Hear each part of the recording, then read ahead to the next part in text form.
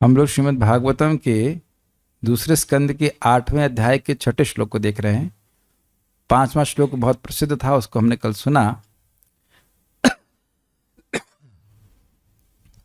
प्रविष्ट कर्णरंध्रेणा स्वानां भाव सरोरुहं धुनोति शमलम कृष्ण सलिलस्य यथा शरत। कानों के रंध्र से कृष्ण कथा के रूप में प्रविष्ट होकर स्वानाम अपने भक्तों के भाव सरोरुहम हृदय कमल में भगवान बैठ जाते हैं और धुनोति शमलम कृष्ण उसके हृदय के सारे कचरे को साफ कर देते हैं। सलिलस्य यथा शरद, जिस प्रकार शरद ऋतु सारे सरोवरों को पवित्र कर देती है पूर्णतः, उसी प्रकार से भगवान कृष्ण एक भक्त को पूर्णतः पवित्र कर देते हैं और पूरे विश्व को पवित्र कर देते हैं। जो कोई भी कथा सुनता है वह कथा के द्वारा पवित्र हो जाता है। तो फिर क्या हो जाता है? मानो कोई पूछे कि भाई भगवान हृदय को पवित्र कर देते हैं तो उससे क्या हो जाएगा, तो कहते हैं वह कृतार्थ हो जाता है। कृत अर्थ, मेरे सारे अर्थ पूरे हो गए, संतुष्ट हो जाएगा, अब वह कहीं और नहीं भगेगा। आप लोग क्या भगेगा शब्द करते हैं ना, उधर मेरठ साइड में ऐसे बोलते हैं? नहीं, कहीं मैंने सुना है भगेगा, यहाँ ब्रज में तो बहुत चलता है। वो कहीं और नहीं भगेगा, भागेगा नहीं बोलेंगे, कहेंगे भगेगा। वो कहीं और बोलते नहीं।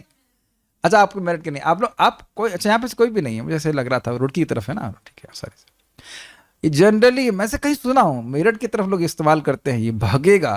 वो भगा, भग लिया। तो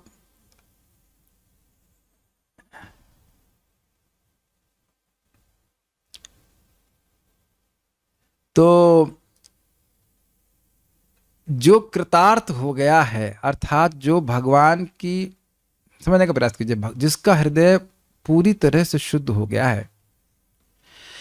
किसने शुद्ध किया है? भगवान ने शुद्ध किया है। कैसे किया, क्यों किया? क्योंकि वह कृष्ण कथा सुन रहा था। तो अब इस प्रकार से जो व्यक्ति पवित्र हो गया है वह भगवान के चरण कमल को एक क्षण के लिए भी छोड़ना नहीं चाहता। क्यों नहीं छोड़ना चाहता? क्योंकि उसको भगवान के स्मरण में अत्यंत सुख प्राप्त होने लगा। तो जो भी भक्त बोल रहे थे कि कथा में आने का मन नहीं करता, तो यह घबराइए नहीं, बस समझे कि यह कथा के प्रति जो अरुचि है वही तो हमें ठीक करनी है कथा के द्वारा। चीनी कभी कड़वी नहीं लग सकती। वो जॉइंटिस के रोग के कारण व्यक्ति को चीनी खराब लगती है। सबको अनुभव है कि बुखार में वही रोटी जिसको हम दबा के खाते हैं वो खा नहीं पाते। बुखार के कारण खाने में एकदम अरुचि होती है, तो क्या खाना बंद कर देते हैं? तब तो और रोग बढ़ जाएगा, नहीं, और कमजोर हो जाएंगे। तो थोड़ी थोड़ी मात्रा में ग्रहण करता है और फिर कब रुचि हो जाती है को पता भी नहीं चलता है।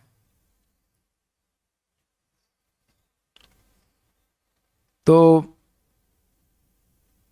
अब वो कह रहे हैं कि एक, अब समझने का प्रयास कीजिए, धौत आत्मा, धौत मतलब होता है पवित्र। एक बार उसका चित्त पवित्र हो जाता है तो वह व्यक्ति भगवान के चरण कमलों को बिल्कुल नहीं छोड़ता। कारण क्यों है? उसके मन को भगवान का स्मरण करने में, श्रवण कीर्तन करने में आत्यंतिक सुख मिलता है। यही बात हम भगवद गीता में आज सुन रहे थे, 6.20-23 में सेम बात सुन रहे थे। सुखम आत्यंतिकम यतत बुद्धि ग्राह्यम अतीन्द्रियम वेति यत्र न चैवायम स्थितश्चलति तत्पतः। तो पहले तो श्लोक को समझ लो। श्लोक का मतलब यह है कि भगवान जब एक बार पवित्र कर देते हैं तो वह जीव भगवान को छोड़ ही नहीं सकता। आपने यही सुना था ना कल कि परमात्मा के रूप में भगवान उदासीन है, लेकिन जब व्यक्ति कृष्ण कथा सुनता है तो भगवान उस जीव को अपने में आसक्त कर देते हैं। देखिए, कोई आश्चर्य की बात नहीं है। लोहा का चुंबक के प्रति आकर्षित होना यह स्वाभाविक है, नहीं आकर्षित होना यह अस्वाभाविक है। स्पष्ट समझ में आ रहा है? अब आप देखिए, आप एक्सपेरिमेंट कर सकते हैं कि लोहे के कोई पीस को लीजिए, उसमें बहुत सारे कपड़े डाल दीजिए, तो अब चुंबक सामने आने पर भी वह कोई आकर्षण नहीं प्रस्तुत करेगा। लेकिन जैसे जैसे कपड़े हटते चले जाएंगे वैसे वैसे जो सहज आकर्षण लोहे का है वह अनुभव किया जाएगा चुंबक के प्रति। तो कृष्ण है चुंबक और जीव लोहे के समान, मतलब आकर्षण की दृष्टि से तो आकृष्ट होना जीव के लिए स्वाभाविक है। लेकिन जैसे अनर्थों की जो लेयर्स है, कचरा जो जमा हुआ है, इस कारण से हम आकर्षण का अनुभव नहीं करते। स्पष्ट विज्ञान समझ में आ रहा है? तो ये अनर्थ कौन नष्ट करता है? भगवान नष्ट करते हैं। शमलम, काम, क्रोध आदि।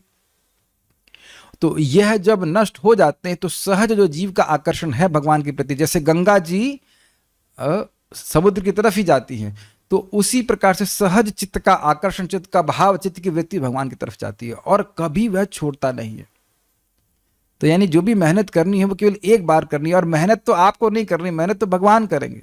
अरे भाई जरा रूम साफ कर देना, यही तो कर रहे हैं ना, हम तो कथा सुन रहे हैं, हम तो ये चिंता कर रहे हैं कि आज क्लास का आज श्लोक में क्या है। ये जो आपने सुना था ना इससे पहले वाला श्लोक, शृण्वतः श्रद्धया नित्यम, बड़ी सुंदर व्याख्या प्रभुपाद जी करते हैं श्रद्धा की। श्रद्धा मतलब एंजाइटी। आज क्या है श्लोक में? क्या आप लोग इस व्यग्रता, इस एंजाइटी को लेकर नहीं आए हैं? आज देखते हैं क्या है श्लोक पे। नहीं, मैं भी जब तैयार करता हूं, प्रभुपाद की बातें कितनी सुंदर सटीक तरह से समझा सकते हैं। बहुत से लोग आते हैं, हमारा अनुभव है कि क्लास में उनको कोई श्रद्धा नहीं होती है। मतलब आप लोगों की बात नहीं कर रहा हूं, जहां पे किसी इंस्टीट्यूशन में क्लास देनी हो, जहां लोग इसलिए बैठे क्योंकि बॉस ने बोला है, स्पिरिचुअल ट्रेनिंग प्रोग्राम है, उसमें उनको कोई मतलब नहीं होता कथा से, उन्हें टाइम पूरा करना होता है। आप लोगों को भी अनुभव होगा, कहीं कहीं भौतिक वार्ता में बैठना होता है तो कोई श्रद्धा नहीं होती उसके प्रति, कोई जिज्ञासा, कोई आग्रह नहीं होता, वो क्या बोलेगा, जो बोलता है बोले, बिल्कुल याद भी नहीं रहता कि क्या बोला। तो ऐसे लोगों की बात नहीं कर रहे, जिनकी श्रद्धा है, जिनकी व्यग्रता, व्यग्रता समझ रहे, आग्रह है, व्यग्रता, एंजाइटी, आज क्या बोलेंगे इसमें, क्या होगा इस श्लोक में, ऐसे व्यक्ति के हृदय में भगवान तुरंत आ जाते हैं। उसको भगवान से प्रेम है एक्चुअली। तो कह रहे हैं, अब हम श्लोक बता देते हैं। धौतात्मा पुरुषा, जो धौत आत्मा, धौत मतलब पवित्र, शुद्ध, और आत्मा का मतलब अंतःकरण वाला पुरुष अर्थात जीवात्मा, जो जीव इस प्रकार से पवित्र अंतःकरण वाला हो गया है, चेतो दर्पण मार्जनम, तो कृष्ण पाद मूलम न मुंचती, कृष्ण के चरण कमल के मूल को, मतलब कृष्ण के चरण कमल को नहीं छोड़ता। कृष्ण के चरण का मतलब उसका जो रूट है नीचे वाला पकड़ लेता, कृष्ण के चरणों में स्थित हो जाता। नहीं नहीं स्वामी मत जाइए। सुना तो कोई बहुत पतिव्रता स्त्री उसके पति कहीं जा रहा हो, नहीं स्वामी नहीं जाइए, ऐसे करके बोलेगी। ड्रामा में बोलते हैं, आजकल कोई नहीं बोलता। तो जाओ व्हाट्सएप कर देना कहाँ पहुंच गए, तो ठीक है, लेकिन वैसे बोल रहे हैं नहीं स्वामी नहीं, मतलब वह छोड़ना नहीं चाहता, ना वंचते, क्योंकि सुख मिल रहा है। मुक्त सर्व परिक्लेशा, वह हर प्रकार के क्लेशों से मुक्त हो जाता है। मुक्त सर्व परिक्लेश, क्लेश क्या है? मूल तो क्लेश है अविद्या। आपने सुना ना, अविद्या मतलब अपने स्वरूप का आवरण हो जाना। अविद्या के दो भाग थे, आवरणात्मिका और प्रक्षेपात्मिका। तो हम जो हैं उसको भूल जाना, हम कृष्ण के नित्य सेवक, वो भूल जाना, ये है, यही सारे क्लेशों का कारण है। कृष्ण भूलिया जीव अनादिर बहिर्मुख, अतएव माया दे तार संसार दुख। कृष्ण को भूल करके जीव अनादि काल से बहिर्मुख है, इसीलिए माया दुख दे रही। तो सारे क्लेशों का कारण क्या है? जीव की भगवत विस्मृति। तो मूल तो अविद्या ही क्लेश है। और अस्मिता का मतलब क्या होता है? जो नहीं है उसमें अभिनिवेश, कि भाई मैं ये देह हूं और देह से मध्य वस्तुएं मेरी हैं। और उसके बाद राग और द्वेष, ये भी क्लेश है। ये अच्छा है, ये मेरी इंद्रिय तृप्ति दे रहा है, ये बहुत खराब आदमी है, ये मेरी इंद्रिय तृप्ति में बाधा दे रहा है। और अभिनिवेश, शरीर छोड़ने का भय, मृत्यु का भय, क्योंकि शरीर भोग का साधन है। तो ये 5 प्रकार के क्लेश हो गए, अविद्या, अस्मिता, राग, द्वेष और अभिनिवेश। ये सारे क्लेशों से वह मुक्त हो जाता है। पांथ स्वशरणम यथा, जिस प्रकार से पांथ एक पथिक जो बहुत जगह भ्रमण कर रहा था धन के प्रयास के लिए, धन प्राप्त हो जाए तो इधर जा रहा है उधर जा रहा है, जगत में देखा जाता है। तो बाहर जाता है तो बहुत क्लेश मिलता है कि नहीं? अब हर जगह तो टाइम से भोजन नहीं मिलता है, अच्छे लोग नहीं मिलते हैं, रहने की सुविधा अच्छी नहीं होती है। अभी हम लोग गए थे तो आपने महसूस किया था कि जहाँ जहाँ जाते हैं ऐसा नहीं कि सब जगह अच्छा व्यवस्था मिल जाती है, और बहुत अच्छी व्यवस्था मिलती भी हो तो आपका घर तो होता नहीं। जो घर की फीलिंग होती है वह तो बाहर कहीं उपलब्ध नहीं होती। तो कह रहे पांतः स्वशरणम यथा ना मुंचती, जिस प्रकार से एक पथिक धन प्रयास के लिए बहुत जगह जाता है, लेकिन जब वह स्वशरणम अपने घर में आ जाता है, स्वशरण जो उसका शरण है, आश्रय है, उसको जैसे वो नहीं त्यागता है, उसी प्रकार से एक भक्त जो भगवान की कथा सुनकर भगवान के द्वारा उसका चित्त पवित्र कर दिया गया है, वह भगवान के चरण कमल को बिल्कुल नहीं छोड़ता है। कारण क्या है? जिसका हृदय में भगवान के प्रति प्रेम जागृत हो गया है, वह भक्ति की कोई भी क्रिया करता है उसको आत्यंतिक सुख, असीमित सुख, नित्य सुख प्राप्त होता है। और नित्य सुख की व्याख्या कैसे करेगी? तो जो सुख नित्य वर्धमान हो, जब सुख बढ़ रहा है तो उस क्रिया को आप रोकेंगे। जिस चीज से सुख बढ़ रहा है उस क्रिया को नहीं रोकेंगे। जब उसका जहां कहीं सुख मिलना बंद हो जाता है तब क्रिया को रोकते हैं। मैंने भोजन का उदाहरण दिया था कि भोजन आदमी करता है, बड़े उत्साह से करता है। जो पहली बार भोजन को देखता है, भूखा व्यक्ति को बहुत बढ़िया बहुत बढ़िया, लेकिन जब उसका पेट भर जाता है तो उसको सुख नहीं मिलता है, बस बस बस और हो गया, और नहीं चाहिए। लेकिन कथा तो कान तो कभी भरने वाले हैं नहीं, कान तो खाली दिख रहे हैं सबके। हाँ भाई, इधर तो सबके कान खाली दिख रहे हैं, आप लोग के कान खाली है ना अभी? जितनी कथा सुन ले उसके बाद भी कान तो खाली ही रहते हैं। अगर कथा में रुचि हो जाए वाकई, तो मैं भी सुबह से शाम तक बोलता रहूंगा और आप भी सुबह से शाम तक सुनते रहेंगे। और इसीलिए जितना शीघ्र हो कथा में रुचि जागृत कर लेनी चाहिए, कि बुढ़ापे में तो हाथ पैर चलेंगे भी नहीं, और बिना कथा सुने कथा में रुचि होती भी नहीं है। क्या ऐसा हो सकता है कि मुझे कथा में रुचि हो और मैं कथा ना सुनूं? व्हाट? ऐसा हो सकता है कि आपको, हमको बहुत रुचि है कथा में, क्या सुनते नहीं? सुनते नहीं, रुचि बहुत है, ऐसा कैसे हो सकता है? रुचि बहुत ज्यादा है तो कथा सुनेंगे ना बहुत ज्यादा। मेरी बात आप समझ रहे हैं? जिस दिन से भक्ति करना शुरू करें उसी दिन से कथा में हो सके तो रुचि जागृत करने का प्रयास करें, वही काम आएगा। और दूसरी बात ये, इसको, इस रुचि को कोई आपसे छीन भी नहीं सकता। कथा में रुचि हो गई तो हो गई, मृत्यु भी छीन नहीं सकती। अगले जन्म में जहां जितनी रुचि जागृत कर ली वो अगले जन्म में फिर शुरू कर देंगे। हमारे पद प्रतिष्ठा आदि तो हवा के परिवर्तन, हवा की दिशा के परिवर्तन से ही चेंज हो सकता है। ये एक भक्त का स्टाइल था बोलने का, अरे हवा की दिशा बदलेगी तो पद हिल जाता है, हो जाता है। देखा नहीं, इंद्र एक झटके में गिर गए थे। 18वां अध्याय भगवद गीता का महिमा सुन चुके हैं। लेकिन कथा की रुचि अर्थात भगवान के प्रति प्रेम जितना जागृत हो गया है, उसको तो काल भी नहीं छीन सकता। तो यहां इन्वेस्ट कीजिए ना। समझ में आ रहा ना श्लोक? मैं इतना उत्साह में हो गया कि मैं इसका शब्द अनुवाद नहीं पढ़ा, अनुवाद पढ़ता हूं।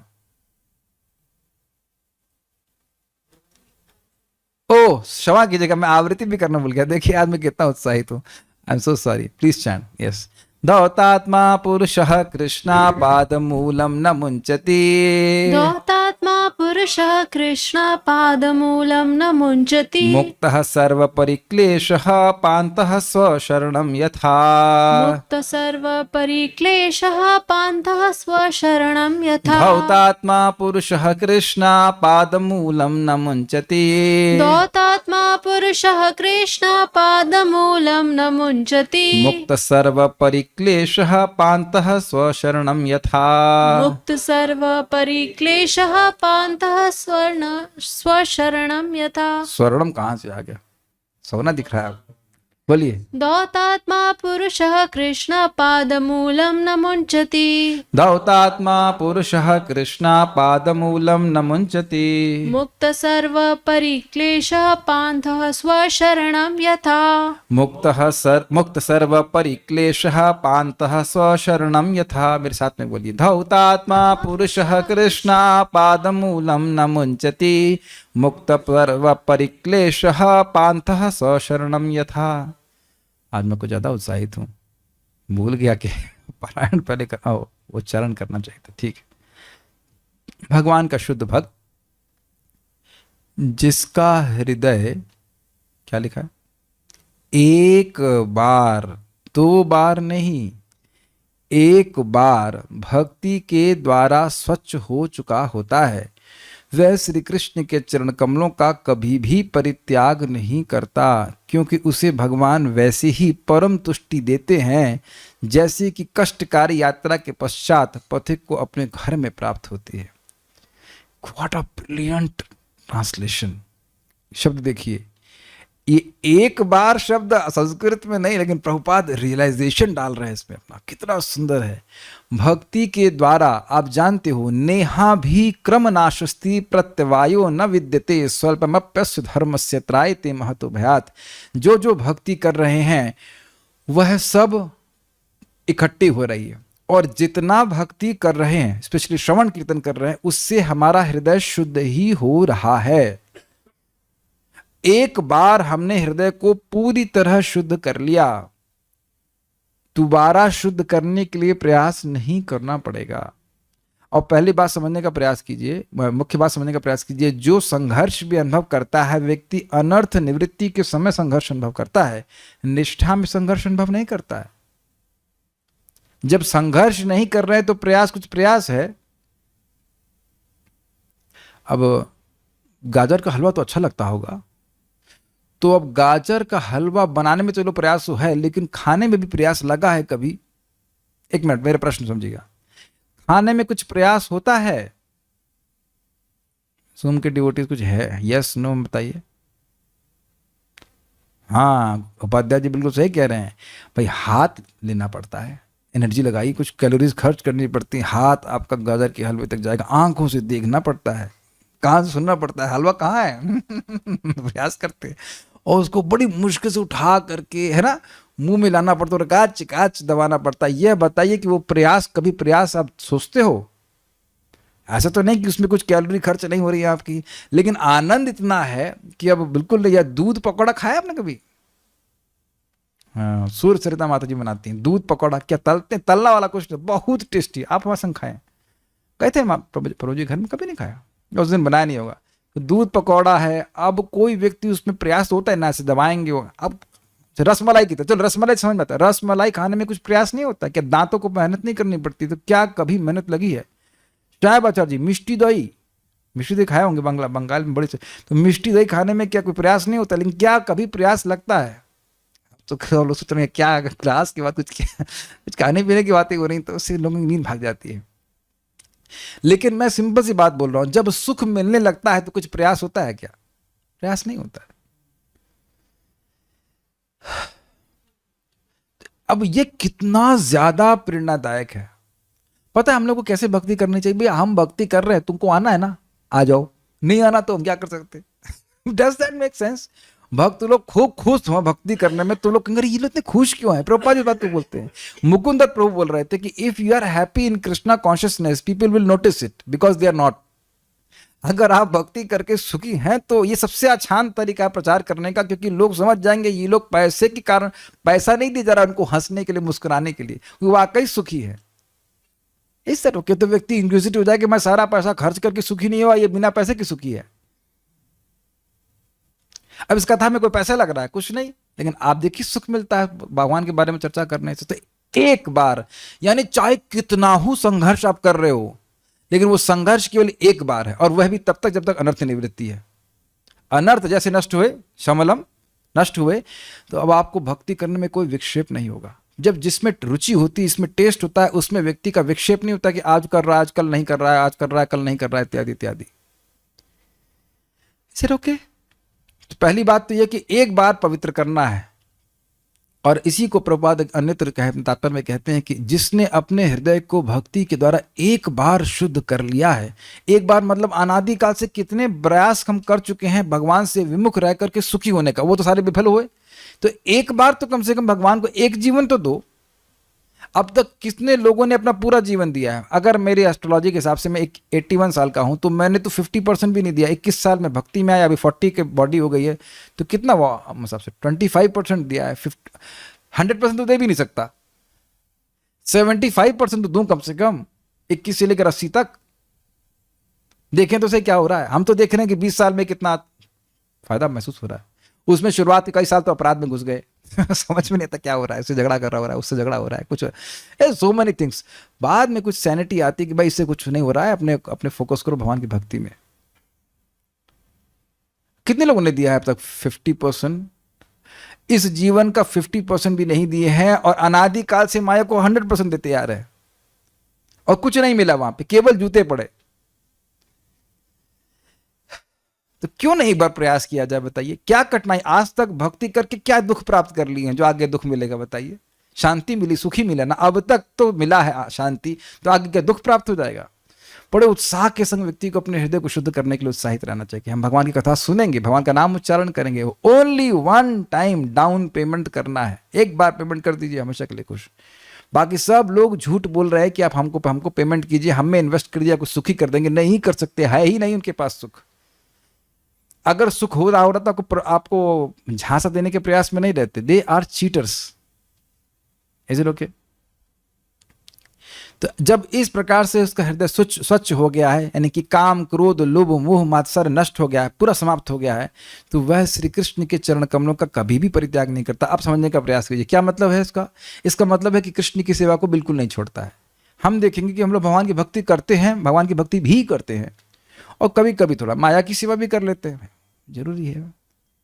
तो क्यों जरूरी है? क्योंकि अभी भक्ति का वो सुख नहीं प्राप्त हो रहा है जैसा कि भक्ति को में वर्णन किया जा रहा है कि भाई अब ब्रह्मानंद को द्विपरार्ध गुना, यानी ब्रह्मा जी की जो आयु है उतना नंबर होगा, उतना बढ़ा दिया जाए, तब भी वह भक्ति के सुख का एक बूंद भी नहीं है। भक्ति का सुख का एक सागर है, ब्रह्मानंद एक बूंद के बराबर है। वैसा सुख अभी नहीं अनुभव हो पा रहा है, इस कारण से माया का चुनाव करता है। लेकिन देखिए, भगवान की भक्ति करता जा रहा है, करता जा रहा है, उसका हृदय शुद्ध होता जा रहा है, होता जा रहा है, होता जा रहा है, तो अब माया की सेवा करने की प्रवृत्ति भी कम होती जा रही, होती जा रही, होती जा रही। कुछ ये विज्ञान समझ में आ रहा है, और भगवान की सेवा करता जा रहा है, करता जा रहा है, करता जा रहा है, तो फिर भगवान की सेवा करने की प्रवृत्ति बनती है। नहीं तो वो व्यक्ति जो मुझे बोला कि हम कथा सुनने की इच्छा नहीं हो रही है, तो कथा में क्यों आया? मैं तो किसी को पकड़ नहीं रहा हूं, न पकड़ने का सामर्थ्य। देखा जाता है जगत में लोग की भक्ति छोड़ देते हैं, फिर कहते हैं नहीं, भक्ति में फिर आना चाहते हैं। क्यों आना चाहते हैं? देखिए, मैं उस भक्त को डांट नहीं रहा हूं। जिस दिन आपको भक्ति का विज्ञान समझ में आ गया ना, बस आपको कोई नहीं रोक सकता। ये समझने का प्रयास कीजिए, हम चाहे कितने भोग में पड़ गए हो, चाहे किसी भी अवस्था में, बहुत ध्यान से सुन लीजिए, जिस भी अवस्था में हो, भगवान की व्यवस्था से आप उस अवस्था में हैं, और वहीं से भगवान को पुकारना शुरू कीजिए। जैसे मान लीजिए आप खाई में, हम कहीं खाई में कितने भी गिरे हो, वहीं से पुकारते हैं कि ऊपर चढ़ के पुकारते हैं? बताइए, तो क्या बात मुख से निकल रही है। खाई में जहां जहां गिरे हुए हो, मान लो 100 फीट पे गिरा है, 200 फीट पे गिरा है, और 1000 फीट पे गिरा, तो बचा ऐसे करके पुकारेगा कि नहीं? और जितना नीचे गिरा है उतना और जोर से पुकारेगा। हरे कृष्णा कृष्णा कृष्णा हरे हरे, हरे राम राम राम हरे हरे। बहुत बार गृहस्थी में लोग बोलते हैं कि हमारी पत्नी भोग चाहती है। हम स्पष्ट बोल रहे हैं, हमारी पत्नी बहुत भोग चाहती है, हम क्या करें? या कोई कहे कि हमारा पति बहुत भोग चाहता है। अरे वो व्यवस्था भी तो वो भगवान ही रखे हैं, इज इट नॉट? उसकी शादी का को हुई, वो भक्ति नहीं कर रही है, वो भक्त नहीं कर रहा है, कुछ भी हो, वहीं से पुकारिए कृष्ण को। कृष्ण उसका हृदय नहीं परिवर्तित कर सकते। प्रभुपाद जी की जो बहन थी, वह अब उनको अपने पति को मछली बना करके खिलाना पड़ता था, फिर वो स्नान करती, फिर भगवान के लिए भोग बनाती, ये स्थिति थी। तो क्या वो शुद्ध भक्त नहीं थी? सब जानते हैं कि मैं नई बात नहीं बोल रहा हूं। अब मुझे बात फिर याद आ रही है कि श्रील भक्तिसिंह ठाकुर जी का स्टेटमेंट है कि कोई व्यक्ति अगर मांस भी खा रहा, और मुझे मांस बना के भी क्यों ना खिलाना पड़े, अगर वो हरे कृष्णा करने के लिए तैयार है, तो मैं करूंगा ये। This is such a powerful process, बहुत बहुत शक्तिशाली प्रोसेस है हरे कृष्ण मंत्र का। मैं मांस खाने के लिए नहीं बोल रहा हूं आप लोग किसी को। जहां जिस अवस्था में गिरे, वहीं से कृष्ण को पुकारिए, वहीं कृष्ण खींच लेंगे वहीं से आपको। कृष्ण को तो नीचे आने की जरूरत नहीं। कृष्ण हाथ बढ़ा करके, हम छिपकली भी तो थे ना, क्या नाम थे, इंद्रग महाराज, छिपकली की तरह नीचे पकड़े हुए थे, ऊपर बोल रहे थे, बोल भी नहीं पा रहे, देख रहे थे। भगवान अपना हाथ बढ़ाकर खींच लिए, उसको बाहर निकाल लिए, उद्धार कर लिए, देवता बना दिए। गजेंद्र, यस, हाँ गजेंद्र को, हाँ बहुत अच्छा एग्जाम्पल दिया। मान लो आपकी पत्नी उस मगरमच्छ की तरह जो गजेंद्र को पकड़ी हुई थी, नहीं भक्त करने दे रही थी, कसम दिलवा दी कि मंदिर नहीं जाओगे, या पति उसी मगरमच्छ की तरह है कि बिल्कुल पकड़ा हुआ है, भक्ति नहीं करने दे रहा है, तो वहीं से फूल अर्पित कीजिए। कथा मत छोड़िए, कथा मत छोड़िए प्लीज।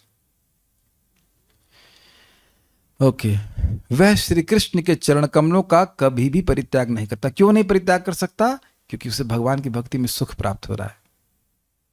जरा विचार कीजिएगा कि जो भक्त जीवन भर भक्ति करते रहे, वो क्यों करते रहे हैं?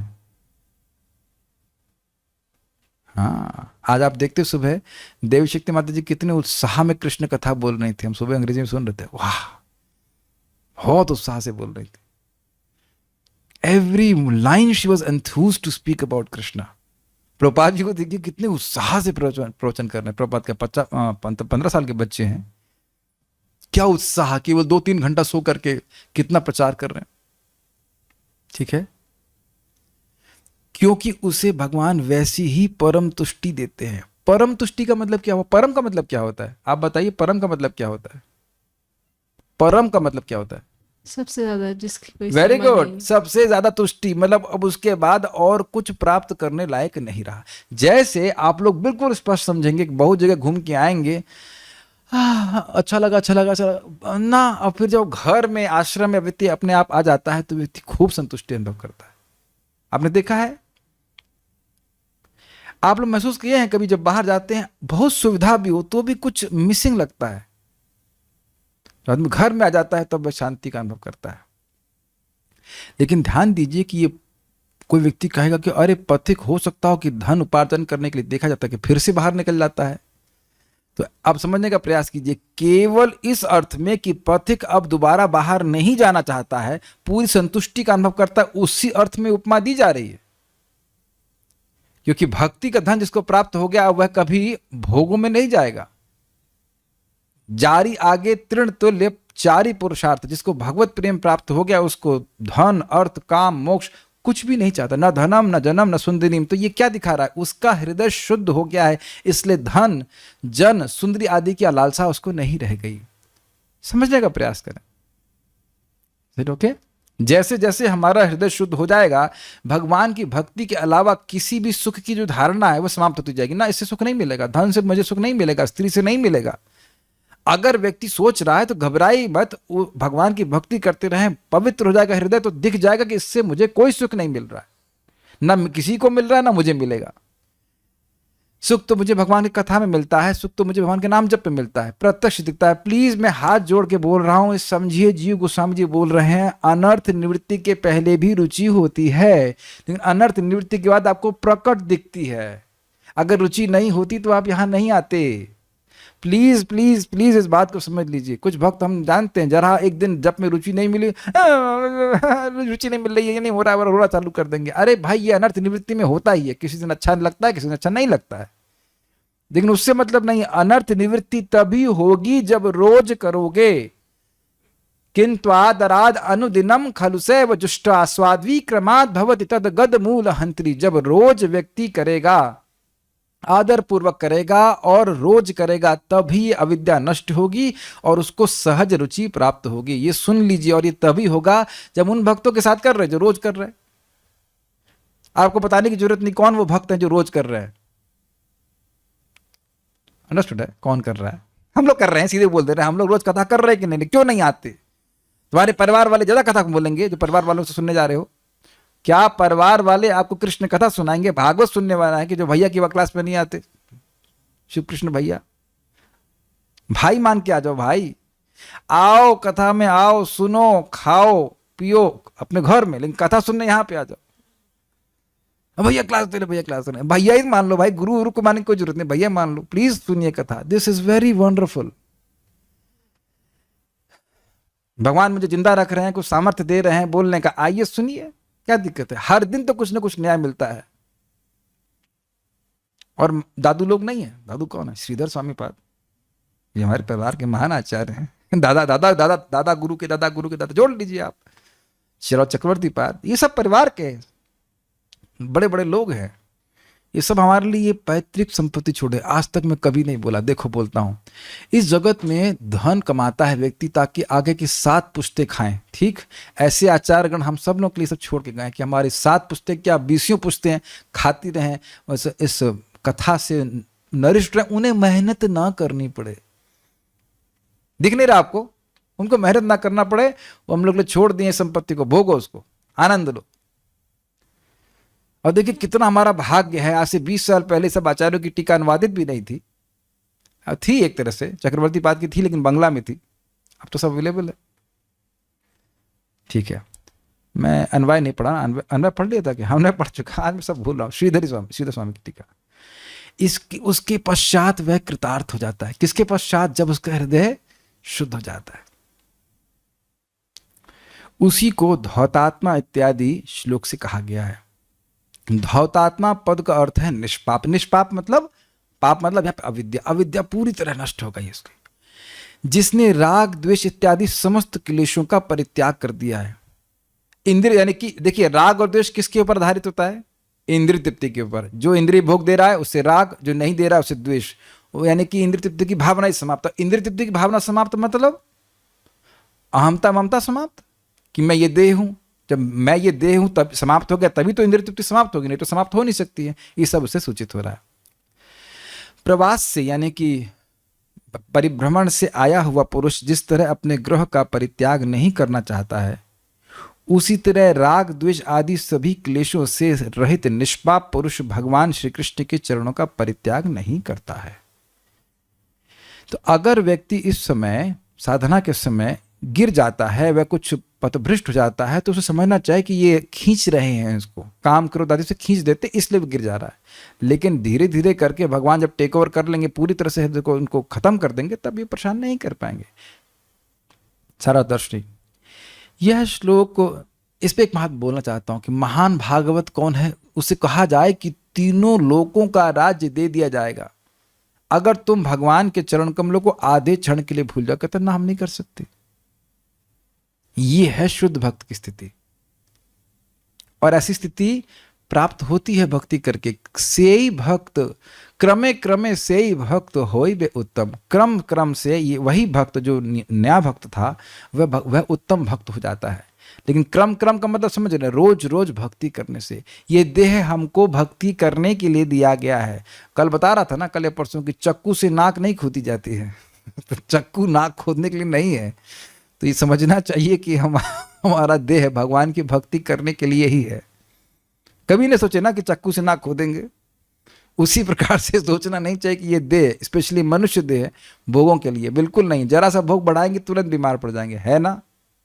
ये केवल तप साथ में, जितना हो सके हम तप करें, अपनी इंद्रियों की भगवान की सेवा में लगाए रखें, पवित्र हो जाएंगे, पवित्र हो जाएंगे और कृतार्थ हो जाएंगे। सारार्थ दर्शनी यह श्लोक धौतात्मा अर्थात शुद्ध चित्त व्यक्ति का वर्णन करता है कि वह कृष्ण चरणारविंद रूपी मूल का त्याग नहीं करता। इस संबंध में कपिल देव की उक्ति है, बड़ी सुंदर बात है। देखिए, एवं हरौ भगवती प्रतिलब्ध भावो भक्त्या द्रवदृधय उत्पुलकः प्रमोदात् औत्कंठ्यवाष्प कलया मुहुरद्यमानस्तच्चापि चित्त बडिशम शनकैर्वियुङ्क्ते। जिस अभागे योगी ने सभी मधुर गुणों से परिपूर्ण भगवान के प्रति प्रेम विकसित कर लिया है, जिसका हृदय भक्ति के कारण कुछ कोमल है, जिसके शरीर के बाल परमानंद में खड़े हो जाते हैं, रोमांचित हो जाता है, जो लगातार आनंद की तीव्र आंसुओं से अभिभूत रहता है, वे धीरे धीरे अपने कांटे जैसे मन को भगवान के स्वरूप से अलग कर लेता है। श्रीमद् भागवत 3.28.34। अब देखिए, समझने का प्रयास कीजिए। ये बात बड़ी अजीब सी लगती है। जिसको इस प्रकार से भक्ति की उच्च अवस्था प्राप्त हो गई है, वह अपने मन को भगवान से अलग कैसे करेगा और क्यों करेगा? बड़ा बहुत ही रहस्यमय बात है, समझने का प्रयास कीजिए। योगी भगवान के रूप में अपने मन को दगाने का प्रयास करता है, और ऐसा करते करते उसका मन पवित्र हो जाता है, और जैसे जैसे पवित्र हो रहा है, उसको कुछ प्रेम की अनुभूति भी भगवान से हो रही है, लेकिन उसका मन पूरा पवित्र नहीं है। इस कारण से वह ये सोचता है कि जैसे मैंने विषयों से अपने मन को हटाने के लिए भगवान में मन को लगाया, सुन रहे हैं, ऐसे भगवान में भी मन लगाना ये खतरनाक है, इसलिए मन को भगवान से भी खींच लेता है। वही उसका नुकसान है, क्योंकि वह पूरी तरह से उसका हृदय पवित्र नहीं हुआ। समझ में आया कुछ बात? भगवान, हम तो भगवान में लगाना चाहते, तो भगवान से क्यों लगाएगा, हटाएगा? क्योंकि उसकी धारणा गलत है। इसीलिए कह रहे हैं अभागा। उसको इस प्रकार की पवित्रता का अनुभव हुआ, सुख का अनुभव हुआ, लेकिन वह अभागा पुरुष, उसने जो मन जो था उसको कांटे के समान था। अब कांटे के समान क्यों बोल रहे हैं? जैसे मछली को कांटे में कुछ लगा के देते हैं तो मछली आकृष्ट हो जाती है। तो जब व्यक्ति अपने मन के द्वारा भगवान में ध्यान कर रहा है तो भगवान आकृष्ट हो जाते हैं। समझ में आया? उसके मन में आने लगते हैं, लेकिन बाद में उसको अलग कर देता है, अपने मन से भगवान को अलग कर देता है। हम लोग समझ रहे हैं कि हम लोग को ये सब नहीं करना चाहिए। यह श्लोक क्यों कोट कर रहे हैं? ये दिखाने के लिए कि जिसका हृदय पूरी तरह से पवित्र नहीं होगा वह ऐसी गलती कर सकता है। मायावादी लोग क्या करते हैं? वह लोग भी हरे कृष्णा करेंगे, आपको पता है। मायावादी लोग भी हरे कृष्णा करते हुए दिखेंगे, लेकिन वह उसका उपयोग तभी तक करते हैं जब तक मोक्ष प्राप्त नहीं होता। समझते हैं? वह भगवान की भक्ति इसलिए करते हैं ताकि भगवान में मिल जाए। जैसे कि आप जानते हो, रामदास नाम का एक व्यक्ति था, वह लगातार 24 घंटे राम राम करता, और रघुनाथ भट्ट गोस्वामी ब्राह्मण परिवार से थे, वह महाप्रभु से मिलने के लिए आ रहे थे, तो उनकी सेवा करने में लग गया। कहने लगा, मैं शूद्र हूँ, मेरा कर्तव्य है ब्राह्मणों की सेवा करना, तो मैं आपके बोझा उठाऊंगा। वो कहते नहीं नहीं, कोई जरूरत नहीं। कहते नहीं, जबरदस्ती बोझा उठाता। लेकिन आश्चर्य आप यह करेंगे कि जो व्यक्ति 24 घंटे राम राम बोल रहा है, इतनी नम्र सेवा कर रहा है, जब महाप्रभु से रघुनाथ भट्ट गोस्वामी मिलते हैं तो रघुनाथ भट्ट गोस्वामी को महाप्रभु आलिंगन कर लेते हैं, लेकिन इसकी तरफ बिल्कुल कैसे कहते हैं उदासीन हो जाते। तो आप आश्चर्य नहीं करेंगे, जो लगातार 24 घंटे राम राम कर रहा है, वैष्णव सेवा भी कर रहा है, और कैसे वैष्णव रघुनाथ भट्ट गोस्वामी की सेवा कर रहा है, नम्र भाव से सेवा कर रहा है, उसको महाप्रभु उसके प्रति प्रेम क्यों नहीं प्रदर्शित कर रहे? क्यों उसका आलिंगन नहीं कर रहे? आपने सोचा नहीं कभी? क्योंकि उसके हृदय में था कि राम राम करके मैं राम बन जाऊंगा। तो ऐसे बहुत सारे निर्विशेषवादी हैं जो राम राम करेंगे, हरे कृष्णा बोलेंगे, लेकिन उनके मन में ये एक निर्विशेषवाद का जहर रहता है कि बस हमें तभी तक करना है जब तक हमको मोक्ष प्राप्त नहीं हो जाता। स्पष्ट समझ आ रहा है? ऐसे व्यक्ति अभागे होते हैं। ठीक है, लेकिन यहां के उस व्यक्ति का वर्णन कर रहे हैं जिसका हृदय पूरी तरह पवित्र हो गया। वह तो समझ गया तो मैं तो कृष्ण का नित्य सेवक हूं, वह आगे भक्ति में और बढ़ता जाता है, वह कभी भगवान को छोड़ता नहीं है। ठीक है, देखिए उस व्यक्ति ने एक बहुत बड़ी गलती करी, जो मैं समझ रहा हूं कि वह भगवान के भक्तों से सुना नहीं। जब व्यक्ति वह भक्तों से सुनता नहीं है तो उसको चाहे वो कितना भी वैरागी हो, उसको सही दृष्टिकोण प्राप्त नहीं होता कि जीवन का लक्ष्य क्या है। इसीलिए महाप्रभु ने देवानंद पंडित को कहा, पढ़ो भागवत गीया वैष्णवेर स्थाने। तुम भागवत पढ़ो एक वैष्णव के चरणों में, भगवान उसके स्थान में, मतलब उनके अनुगत्य में भागवत सुनो, पढ़ो। अपने मन से समझोगे तो तुम कभी समझ नहीं पाओगे। भागवत सुन करके क्या होना चाहिए? निर्णाम भक्तिर भविष्यति हरौ, हरि भगवान हरि में भक्ति होनी चाहिए, और भक्ति को ही भागवत के द्वारा स्थापित नहीं किया तो उसका फिर लाभ नहीं हुआ। ठीक है, कुछ समझ में आया श्लोक क्यों कोट किया गया? यह श्लोक कृष्ण पाद मूल को त्याग चुके एक ऐसे योगी का वर्णन करता है जिसकी अभिमति है कि उसका चित्त शुद्ध है। अभिमति मतलब वो मानता है कि मेरा चित्त शुद्ध हो गया है। अगर तुम्हारा चित्त शुद्ध हो गया होता तो सिद्धांत तो यह है कि कृष्ण के चरण कमल को नहीं छोड़ते, लेकिन जो छोड़ रहा है उसका चित्त पवित्र नहीं हुआ है, न कि उस व्यक्ति के रूप में जिसका वस्तुतः में शुद्ध चित्त है। वह वैसा ही है जैसे यात्रा से लौटने वाला पांथव अर्थात यात्री स्वशरणम अर्थात अपना गृह नहीं त्यागता। देखिए, समझने का प्रयास कीजिए। इस जगत में जब व्यक्ति साधन करता है तो उसे साध्य प्राप्त नहीं होता, तो साध्य प्राप्त होने पर साधन के प्रति बिल्कुल निरपेक्ष हो जाता है। जैसे आप यहां से जाते हो, कहीं पे भी जा रहे हो, ट्रेन पकड़ते हो बड़े आग्रह से, तो जितने आग्रह से ट्रेन पकड़ता है उससे अधिक आग्रह से वो ट्रेन छोड़ देता है जब उसका स्टेशन आ जाता है कि नहीं? मेरी सीट मेरी सीट मेरी सीट करता है, बड़ा खुश होता है मेरी सीट, और उतने ही आग्रह से छोड़ के भाग जाता है। Do you agree? लेकिन भक्ति में ऐसा नहीं होता। भक्ति में व्यक्ति साध्य प्राप्त करके कितना सुख मिलेगा उसकी आप धारणा नहीं कर सकते। अब बताओ, जब हम लोगों को निष्ठा प्राप्त हो जाएगी तो क्या हमारे कृष्णा नहीं करेंगे? अरे बड़े मजे में करेंगे। और जब रुचि और जब आसक्ति और भाव और प्रेम, तो क्या हरे कृष्णा करना छोड़ देंगे? क्या उत्तर है? कृष्ण उपाध्याय प्रभु, भगवत प्रेम प्राप्त करेंगे तो क्या हरे कृष्ण छोड़ देंगे? बिल्कुल नहीं छोड़ेंगे। लेकिन अगर मैं मायावादी गुरु होता तो क्या बोलता? बेटा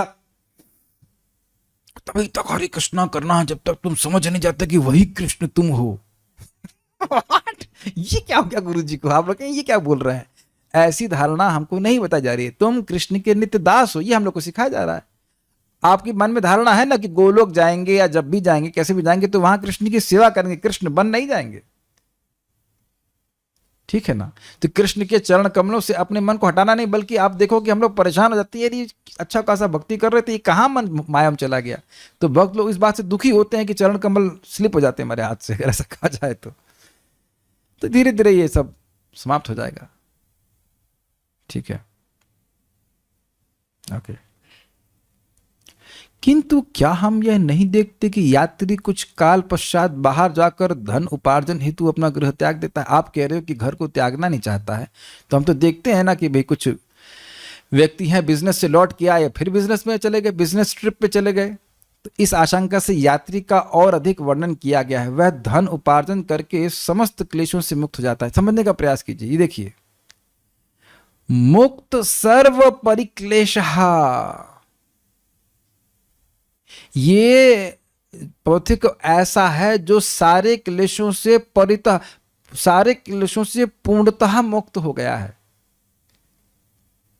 मतलब अब ऐसा समझने का, ऐसा अगर समझ लें कि उसको इतना धन प्राप्त हो गया है कि अब उसको दोबारा धन प्राप्त करने के लिए बाहर जाने की जरूरत नहीं है, इस अर्थ में।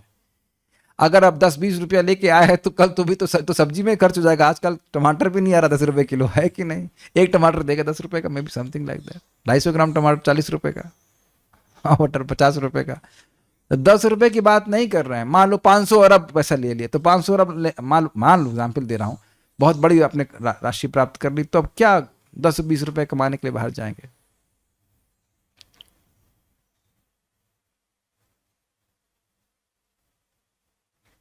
भक्तों का तो अनुभव है कि भगवान की कृपा से रोटी मिल जाती है, तब भी वो नौकरी करने नहीं जाते,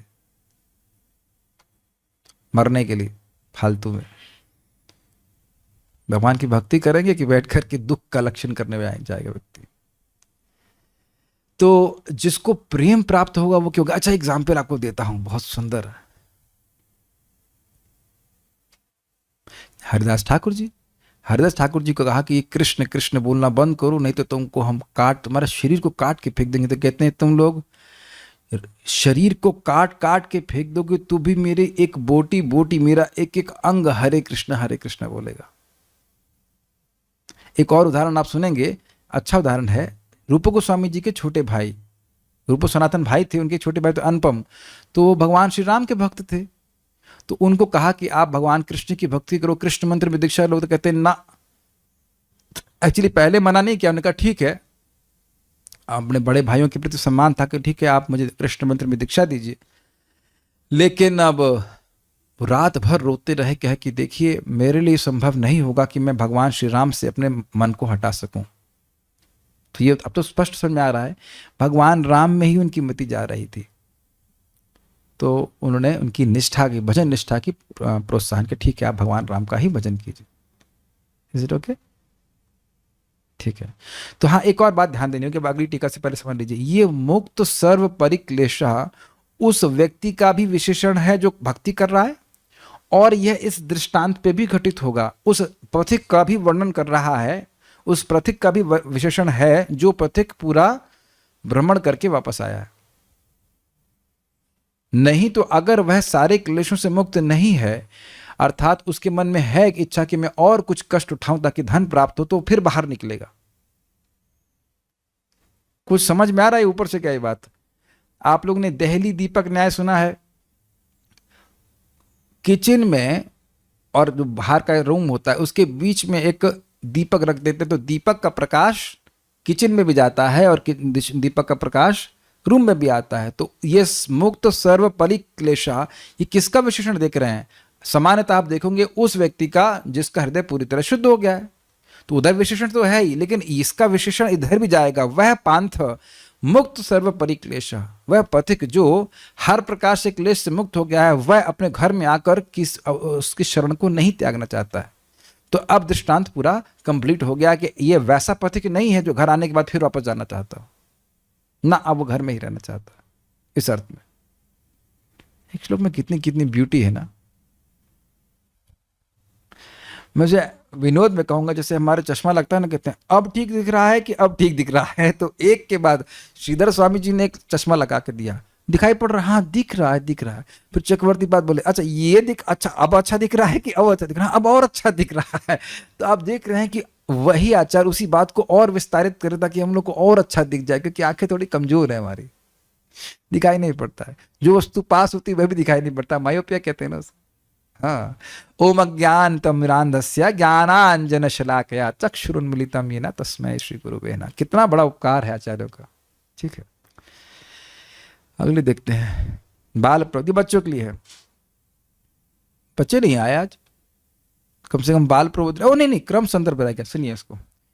उस विधि द्वारा शुद्ध अंतःकरण हुआ कोई भी व्यक्ति श्री कृष्ण के चरणों का त्याग नहीं करता, एवं यह कर्म ज्ञान आदि के विपरीत है, जिनमें अपनी कार्य सिद्धि होने उपरांत साधक द्वारा उनका त्याग कर दिया जाता है। ये समझाया मैंने आपको। निष्काम कर्मयोग जब तक हृदय शुद्ध नहीं होता तब तक करता है, फिर त्याग देता है। ज्ञान योग में मोक्ष मिल गया तो उसको वह त्याग देता है। किंतु भगवान की प्राप्ति स्वरूपता ही परम सुखदायी है, यह कहा गया है। भगवान की प्राप्ति से सुख मिलता ही, और सुखी तो चाहिए जीवात्मा को, और क्या चाहिए? यही प्रश्न भागवत में उठाया गया था कि वह श्रेय, शास्त्रों का वह सार जो जीव को परम सुखी कर दे, यह बताइए। यही प्रश्न है मूलभूत प्रश्न श्रीमद् भागवतम का। तो भगवान की प्राप्ति हो गई, शुद्ध हृदय हो गया, तो भगवान की भक्ति का सुख मिलने लग जाता है। बाल प्रबोधनी। अच्छा चलो थोड़ा विचार कीजिए, हमारा हृदय अगर पूरी तरह शुद्ध हो गया है, अब हम किसी की बात नहीं कर रहे, हम केवल हाउस वाइफ की बात कर रहे हैं। तो घर में जो हाउस वाइफ है, अब वो खाना बनाती हैं, घर की सफाई करती हैं, उम्मीद है कि बीवी कर रही होंगी। अगर उनका हृदय पवित्र हो गया तो ईयरफोन लगाओ, कथा सुनो, सुखी। Is it not? ना टीवी देखने की जरूरत है, ना चिट चाट करने की जरूरत है। Is that okay? पति को तो चलो बाहर कुछ काम करने की जरूरत है, जो घर में हाउस वाइफ है तो घर बैठे सुखी हो जाएगी ना। Think about this, think about this. ये जो रिटायर्ड हो गए, अब उन्हें तो कुछ खास काम करने की जरूरत, खास दुख इकट्ठा करने की जरूरत नहीं है, तो कथा सुने, सुखी हो जाए।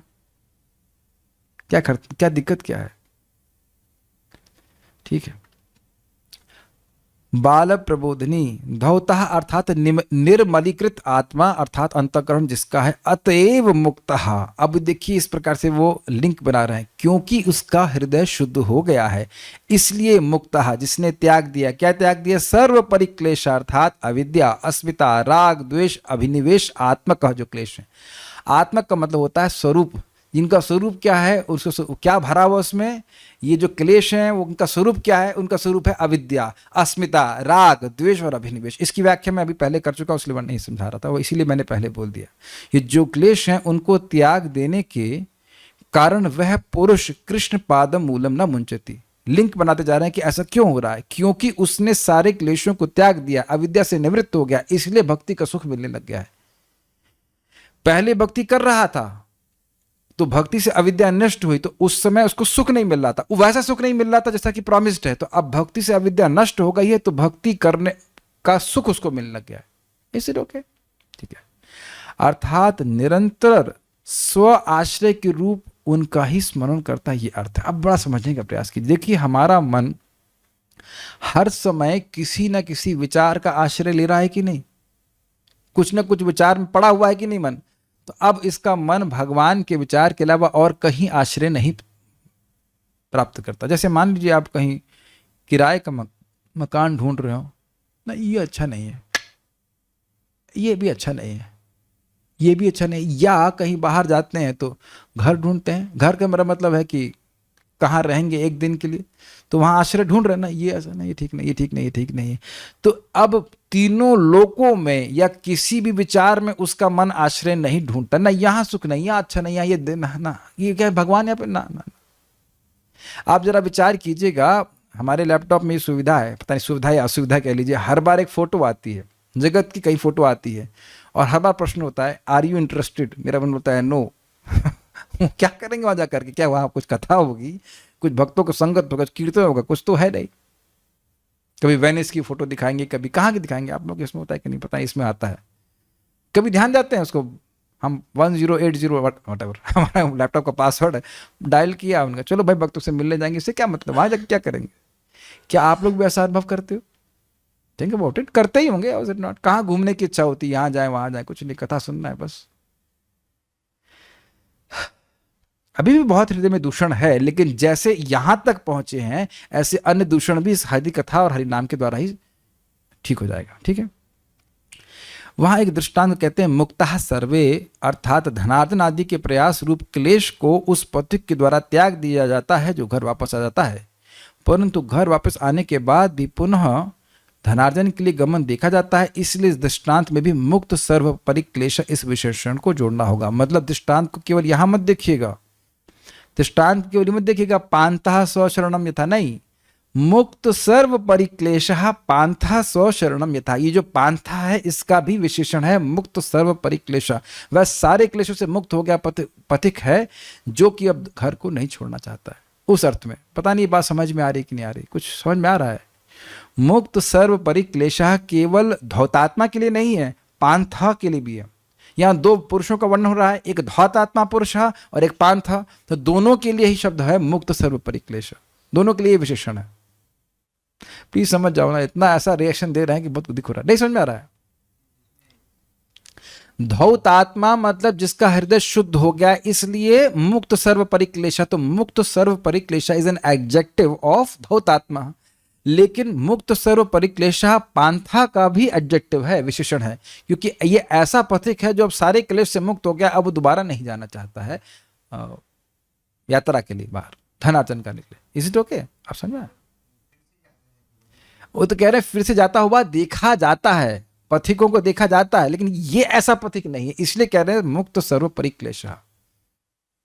क्योंकि हो सकता है कोई सोचे कि पवित्र होने की आपने ऐसी उपमा दी है, तो हम तो देख रहे हैं कि लोग अब सब्जी खरीदते हैं, सब्जी बेचने जाते हैं, घर वापस आते हैं, फिर सब्जी खरीदते हैं, फिर सब्जी बेचने के बाद जाते हैं। तो ये वैसा पथिक नहीं है, ये अर्थ है। एक बड़ी सुंदर बात है, जो व्यक्ति की मुक्ति के पथ का पांथ पथिक है, उसके लिए पांथ अर्थात एक अर्थ और पांथ का है कि पंथा या पांथा शब्द है, ये भगवान का नाम उसके लिए टिफिन बॉक्स है। जो व्यक्ति मुक्ति के मोक्ष के मार्ग पर चल गया है, तो उसके लिए कुछ खाना साथ में बांधेगा ना, तो उसका ये कलेवा बोलते हैं, कलेवा है ये भगवान का नाम। हरे कृष्णा कृष्णा कृष्णा हरे हरे, हरे राम राम राम हरे हरे। इसी को खाएगा, आगे चलेगा, पोटली बनाएगा, खाएगा। हम चलते हैं और करते हैं ना हम लोग, रोज अपनी पोटली खोलते हैं, अपनी जपमाला, and we take our tiffin, Hare Krishna Krishna Krishna Hare Hare, Hare Ram Ram Ram Hare Hare. फिर मुक्ति के पद में कुछ आगे बढ़ गए, फिर कल सुबह खोलेंगे पोटली, हरे कृष्ण कृष्ण कृष्ण हरे हरे, हरे राम राम हरे हरे। कितना सुंदर उपमा दी गई है। ओके, ये उपमाएं बड़ी सुंदर है दी गई हैं, उपमाओं का बड़ा लाभ है। तात्पर्य देखिए, जो परमेश्वर श्री कृष्ण का शुद्ध भक्त नहीं है, उसका हृदय पूर्णतः स्वच्छ नहीं होता, किंतु पूर्णतः शुद्ध हृदय वाला व्यक्ति भगवान की भक्ति कभी नहीं छोड़ता। देखिए हिंट आ गया उस टीका का जो हमने पढ़ा था, जिसका हृदय शुद्ध नहीं है वही भगवान को छोड़ेगा। ब्रह्मा जी ने नारद को श्रीमद् भागवत का उपदेश देते समय आदेश दिया था, जैसा आदेश दिया था उस प्रकार की भक्ति का पालन करने में कभी कभी उपदेश कार्य में लगे हुए भगवान के प्रतिनिधि को अनेक तथाकथित कठिनाइयों का सामना करना पड़ता है। वाय तथाकथित? क्योंकि वह सारी कठिनाइयां भगवान ही सृष्टि करते हैं अपने भक्तों की सहिष्णुता को दिखाने के लिए, अपने भक्तों का आग्रह दिखाने के लिए कि वह भगवान का यश बोलने में कितना सहिष्णु है, कितने आग्रही है। किसी की क्षमता नहीं कि भक्तों को परेशान कर सके, भगवान स्वयं सृष्टि करते हैं। सुना होगा आपने, अगर भीष्म स्तुति सुना हो, तो महाराज कह रहे हैं कि भगवान स्वयं ही दुर्योधन दुशासन को प्रेरित कर रहे हैं द्रौपदी का अपमान करने के लिए, फिर खुद ही बचा रहे हैं। कुंती स्तुति में, क्षमा कीजिए, कुंती स्तुति में बोलते हैं ना, ये सारी विपदाएं भगवान ही सृष्टि करते हैं। प्रभुपाद कहते हैं डिवोटीज मिजरीज आर आर्टिफिशियल, उसके कर्म के अनुसार नहीं है, भगवान स्वयं ही देते हैं, केवल इसीलिए कि वो भक्त उनके पास और आ जाए। और अगर भक्त बहुत अद्भुत रूप से मतलब एडवांस्ड है, शुद्ध है, तो जगत में दिखाने के लिए देखो भक्त कितने हमारे हमसे प्रेम करते हैं। भीष्म पितामह को देख लीजिए। ये बताइए कि भीष्म पितामह को बाण पे कौन लिटाया? अर्जुन की भगवान कृष्ण? भगवान कृष्ण वही सब आइडिया दे कि शिखंडी को सामने लाओ, ये करो वो करो, और वो अपने ही भक्त को गिरा दिए। तो क्या भीष्म पितामह कह रहे हैं कि नहीं, हाँ डोंट, तुम हम तुम्हारी शक्ल भी नहीं देखना चाहते हैं मरते समय? क्या भीष्म पितामह सब बोलते हैं? नहीं, जिसने वो जानते हैं कि भगवान कृष्ण की वजह से ही मैं बाणशैया में लेटा हूं, उनके ही योजना से, लेकिन फिर भी कहते नहीं, मैं इन्हीं की पार्थ सखे रतिर्ममास्तु, इन पार्थ सखा में ही मेरी रति हूं। आपको आश्चर्य नहीं हो रहा है कितनी अनन्यता है? कुछ भी कैसा भी करें, भगवान कैसा भी कुछ बाहर रूप से करें, उनकी मति, उनकी रति भगवान कृष्ण में ही हो रही है। तो ये भीष्म पितामह यह बोल करके अजर अमर नहीं हो गए? बताइए कि बाणशैया पे लेटा हुआ व्यक्ति भागवत बोल रहा है। क्या इस आसन पे अगर कील बिछा दिया जाए तो मैं कुछ क्लास बोल पाऊंगा? नहीं बोल पाऊंगा। या आप लोगों के बैठे हुए नीचे कील आ जाए तो कैसे बैठेंगे? नहीं बैठ पाएंगे। और वो व्यक्ति बाणों से विदा हुआ भी भगवान की बात बोल रहा है, और वो क्षमता भी कौन दे रहा है? भगवान ही दे रहे कि जब तक तुम कथा बोलोगे तुम्हें दर्द नहीं सताएगा। ये भगवान की अद्भुत है, इसीलिए तो कह रहे हैं कृष्ण ना अद्भुत कर्मणा, वहां बोला गया है। इसीलिए प्रभुपाद यहाँ पे कह रहे हैं तथाकथित कठिनाइयों का सामना करना पड़ता है। उन्हें कठिनाई लगती भी नहीं है भक्तों को वास्तविक रूप से। जगाई तथा माधाई नामक दो पतितों का उद्धार करते समय श्री नित्यानंद के साथ ऐसा ही हुआ।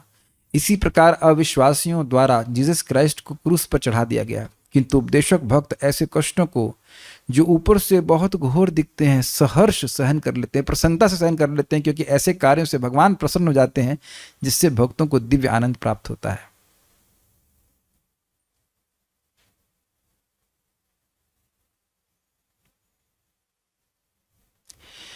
श्रील प्रभुपाद जी ने अपने शिष्यों को कहा कि यू डोंट नो, तुम इस बात को नहीं समझ पा रहे हो। I did not see left and I did not see right, I walked on fire to save you all.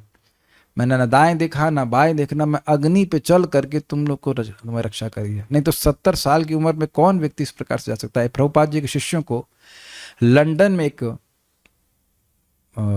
जज ना था कुछ थे, उन्होंने बोला कि क्या तुम समझ रहे हो कि हमारे गुरु महाराज कौन है?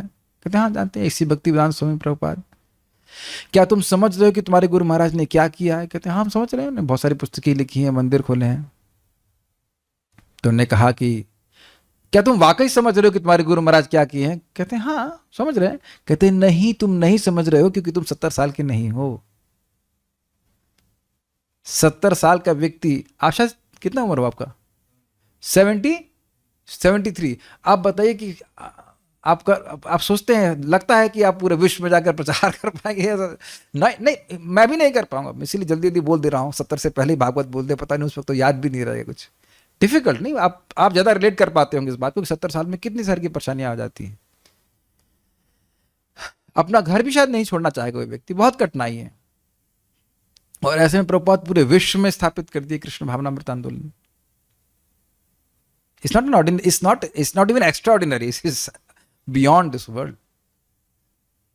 तो प्रभुपाद अगर हवाई जहाज से उतरे होते बोइंग 747 से तो उतना महत्व नहीं होता। प्रभुपाद को जानबूझकर भगवान ऐसी व्यवस्था नहीं की, समझ रहे, नई आर्टिफिशियल चीज। और उनको अटलांटिक महासागर में लेके गए और उसको शांत भी कर दिया। महासागर का वैसा शांत रूप उस जहाज के व्यक्ति ने कभी नहीं देखा था, जहाज के कैप्टन ने। बल्कि वो चाहता था कि लौटते समय प्रभुपाद साथ में रहे ताकि सागर का शांत रूप देख सके। उसमें 3 हार्ट अटैक थे, नॉट 3 या 2 हार्ट अटैक प्रभुपाद जी को पड़े। कितनी सारी परेशानियों को झेलना पड़ा। यहाँ जुहू मंदिर में इतना झगड़ा हुआ उसको बनाने में, कितनी परेशानियां प्रभुपाद जी को झेलनी पड़ी। तो ये दिखाता है कि भगवान दिखाना चाहते हैं कि भक्त उनसे कितना प्रेम करते हैं। अब देखिए, विचार कीजिए, पढ़ते होंगे माधवेंद्रपुरी पाद को बोले हमको बहुत गर्मी सता रही है। क्या नाम था उनका? कौन सा गोपाल था? क्या नाम था?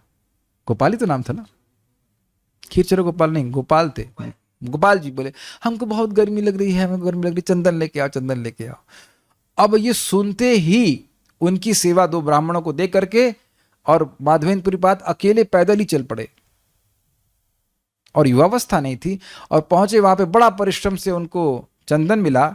और उसके बाद गोपीनाथ तक पहुंचे तो भक्त के परिश्रम को देखे तो उन्होंने कहा ठीक है वहीं अर्पित कर दो, वो अर्पित होना हमको बराबर हो जाएगा।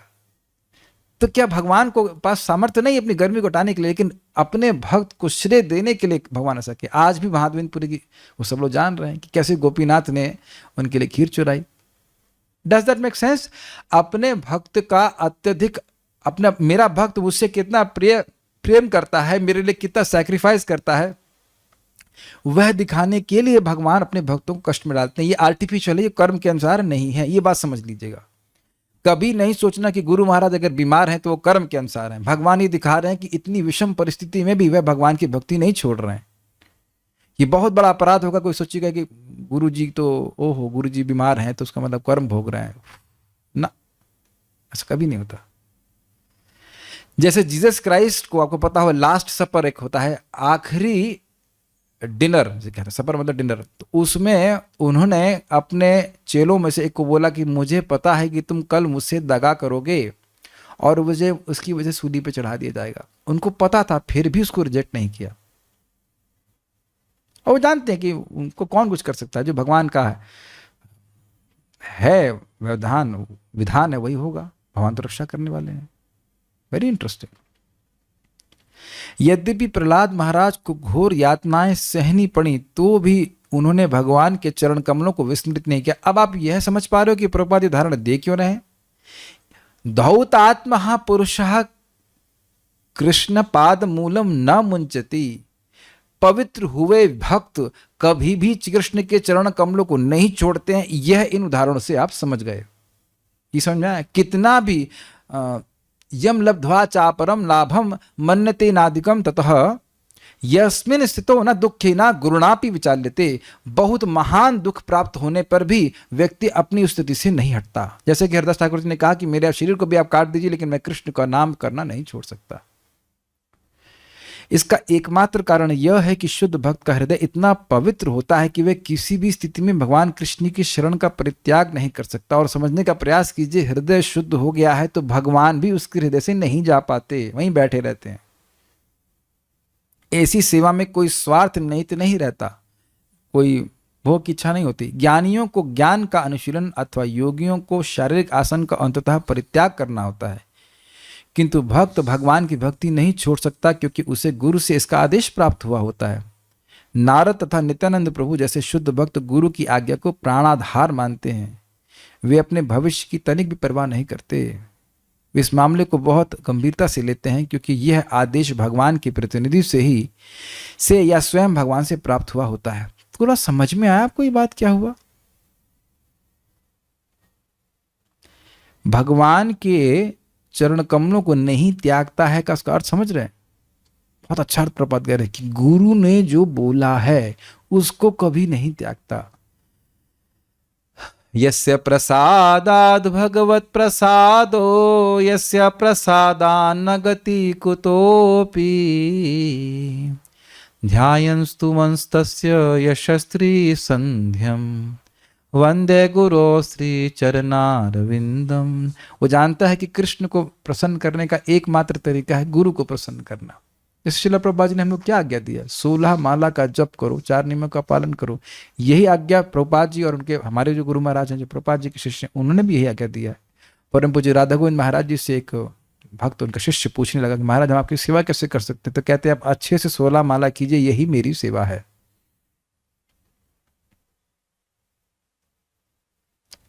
तो अब हमसे अपराध बन रहा हो चाहे कुछ बन रहा हो, हम 16 माला करना नहीं छोड़ेंगे क्योंकि इससे गुरु अप्रसन्न। गुरु मान लो आपके गुरु जी कल मिल ही नहीं, मेरा 16 माला हुआ नहीं, गुरु महाराज नहीं किया, क्यों? आज मूड नहीं कर रहा था। How will he feel? भर्सना तो नहीं करेंगे लेकिन सुखी भी तो नहीं होंगे।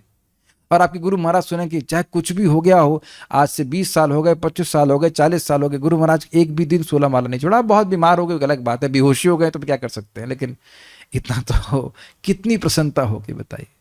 आप प्लीज समझने का प्रयास कीजिए, जो भी परीक्षा कल आएगी 16 माला करने में, वह उसको पास करना है।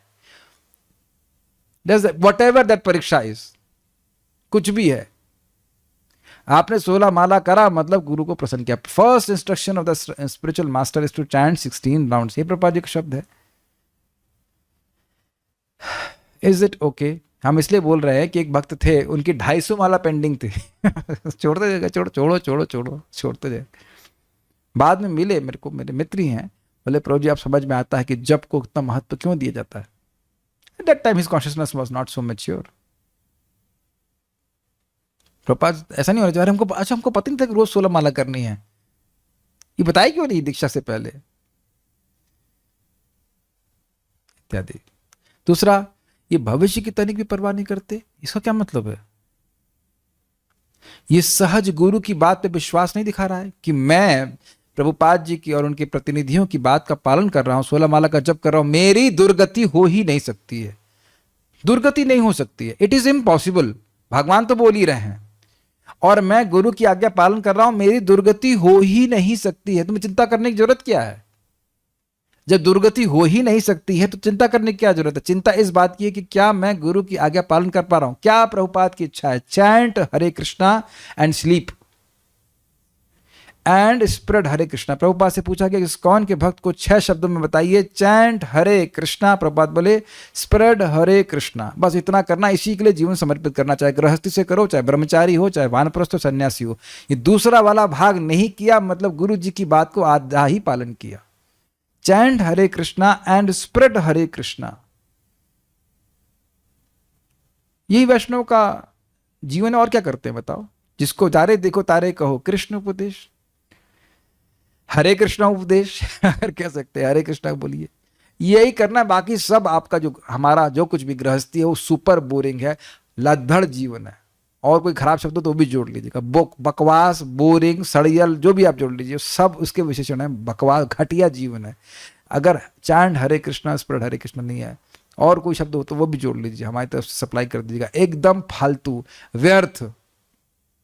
We must preach Krishna consciousness by example also. अब देखिए कितनी सुंदर बात, मैं बार बार बोल रहा हूँ, फिर बोल रहा हूँ, लोगों को देख देख करके, खरबूजा को देख कर खरबूजा रंग बदलता है। हमारे हम बड़े वेर प्राउड कि हमारे सुबह कितने अच्छे से गृहस्थ भक्त हैं, माता जी, प्रभु जी, लोग सब लोग आके उत्साह से जब करते हैं, मंदिर का निर्माण हो जाता है कि नहीं। आप मंदिर जाते हो, देखते हो 150 ब्रह्मचारी, अगर ब्रह्मचारी 150 हैं तो 50 ब्रह्मचारी, 30 ब्रह्मचारी या 4 ब्रह्मचारी वटेवर बैठ के बढ़िया से माला कर रहे हैं, तो आपको प्रेरणा नहीं मिलती। मैं इसलिए बोल रहा हूँ कि मैं जिस मैंगलोर टेम्पल में पहली बार गया तो वहाँ 4 या 3 या 4 ब्रह्मचारियों को देखा जब करते हुए, तो मैं पहली बार ही पूरी रात जगने के बाद ही पूरी 16 माला करके गया। उसके बाद क्रैश करके कोई अलग बात है, लेकिन जो लोग देखते हैं तो उनको देख कर व्यक्ति करता है। जो कोई व्यक्ति आर्मी में जाता है तो वो कमांडो नहीं होता है, लेकिन अन्य कमांडो को देख करके अभ्यास करते, वो भी अभ्यास करने लग जाता है, करना पड़ता भी है, ऐसे कह सकते हैं।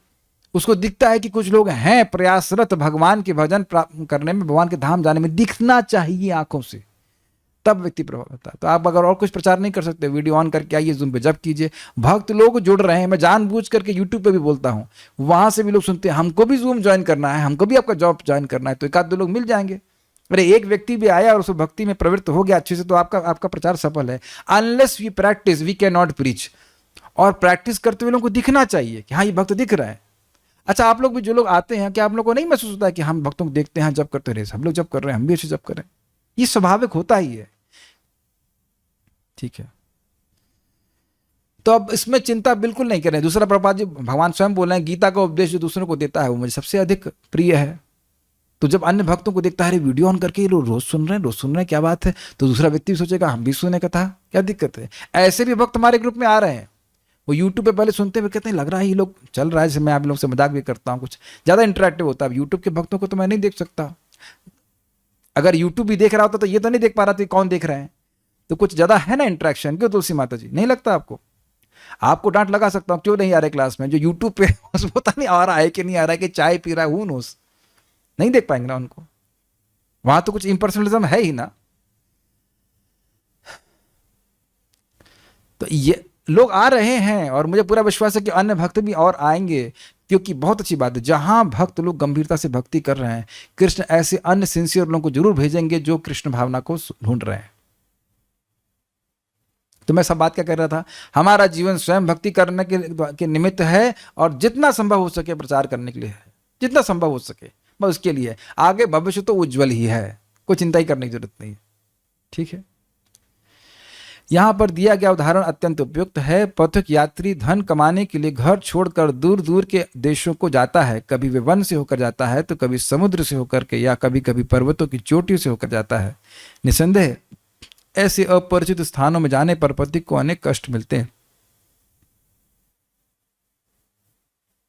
किंतु ये सारे कष्ट उस क्षण कम हो जाते हैं जब वह अपने परिवार का स्मरण करता है, और फिर जब वह घर लौटाता है तो मार के सारे कष्टों को भूल जाता है। आप समझ शायद रहे होंगे मैं क्या बोलने वाला हूं।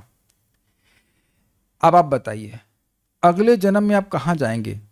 मान लीजिए भक्ति नहीं कर रहे होते, या मान लो भक्ति भी कर रहे हैं और मान लो भगवान के पास नहीं पहुंचे, तो कहां जाएंगे? एक अपरिचित स्थान में। Is it not brilliant what Prabhupada is telling? कभी सोचा आपने? हम अब अगला जन्म जहां भी लेंगे वह पूरी तरह से अपरिचित स्थान है, और ऐसे ही ये जन्म में भी हमारा पिछले जन्म से देखें तो ये बिल्कुल अपरिचित था। समझ रहे ना बात? छोटे बच्चे के रूप में हो जाइए, देखिए कौन है, मम्मी पापा, ऐसे करके देख रहा होता ना बच्चा। देखा आपने, छोटी सी गर्दन होती है इसके, ये भी नहीं भाग होता है, खाली चुपकी सी रहती है गर्दन बच्चे की, वैसे से देख रहा होता है। अपरिचित स्थान। और ऐसे अनादिकाल से कितने अपरिचित स्थानों में घूम लिए, किस चीज के लिए? जैसे पथिक धन अर्जन के लिए करता है, वैसे हम सुख अर्जन के लिए कई अपरिचित स्थानों में गए, कई ब्रह्मांडों में घूमे। ब्रह्मांड भ्रमित कोनो भाग्यवान जीव, लेकिन अगर गुरु वैष्णव की कृपा होती तो समझाते हैं कि तुम कृष्ण के अंश हो, कृष्ण तुम्हारे पिता हैं, राधा रानी माता हैं, समझ रहे हैं ना। तब उसको अपने परिवार का स्मरण होता है और तब वो भजन करता है और वो अपने घर वापस आ जाता है, फिर उसको वापस छोड़ना नहीं चाहता। कितना सुंदर प्रभुपाद जी ने बात बताइए। प्रभुपाद जी चाहते थे कि उनके तात्पर्यों पे उनके शिष्य और उनके शिष्यों के शिष्य तात्पर्य दें, क्योंकि प्रभुपाद जी ने ऐसी बातें बोली हैं जो आप बड़े ध्यान से सुनेंगे तो पढ़ेंगे तो बहुत अद्भुत लगता है ना। कितना सुंदर बात बोली, अपरिचित स्थान। ये शब्द आज तक के सभी प्रवचनों ने पहली बार बोला है, पहली बार बोला ना, अपरिचित स्थान, अगला जन्म अपरिचित स्थान। तो मेरे लिए भी नई डिस्कवरी होती है, बिकॉज कृष्ण समावदर कुछ नई बात प्रस्तुत करा देते हैं प्रभुपाद जी तात्पर्य में। कितना खजाना भरा है प्रभुपाद जी के ग्रंथों में। तो हमने प्रभुपाद के तात्पर्य से क्या सुना, पादम एकम न मुंचति, मतलब कृष्ण के चरणों की सेवा को नहीं छोड़ता। और वो सेवा क्या है, गुरु का आदेश, सदगुरु प्रमाणिक गुरु का आदेश, वही कृष्ण की सेवा। Okay, so let's see if there are some questions. I want to know the story of Jesus.